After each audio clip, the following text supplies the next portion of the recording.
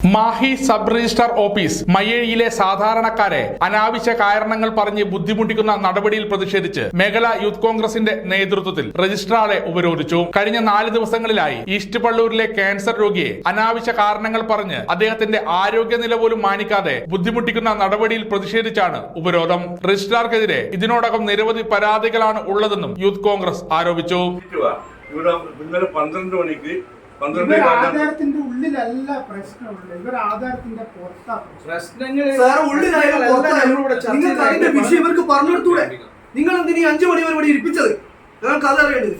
പ്രശ്നം ഉള്ളിലായാലും പുറത്തായാലും ആ വിഷയം അവർക്ക് പറഞ്ഞു കൊടുക്കുക. ഇത് ഒറ്റപ്പെട്ട പരാതികളാണ് നമ്മളെ മുന്നിൽ വന്നത്. നമ്മൾ ഈ ആളെല്ലാം ഇവിടെ വിളിച്ചോണ്ടിരുന്നത് ഇവിടെ ഇപ്പൊ നമ്മളിവിടെ വന്ന സമയത്ത് ഒരാൾ ഇറങ്ങിപ്പോ നിങ്ങളെ കുറ്റം പറഞ്ഞാ പോയത്. ഇവിടെ നിങ്ങളെ പറ്റി പരാതികളെ ഉള്ളൂ. നിങ്ങളുടെ ഉദ്ദേശം എന്താ നമുക്കറിയില്ല. നിങ്ങൾക്ക് വേറെ എന്താ പറ്റാൻ താല്പര്യം ഉണ്ടെന്ന് നമുക്കറിയില്ല.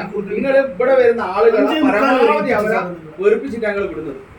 വേഗം വെച്ചിട്ട് നഗ്ന സത്യം ഇരിക്കുന്നു. എന്ത് ദുഷ്ടത ഇവർ ചെയ്യുന്നത്?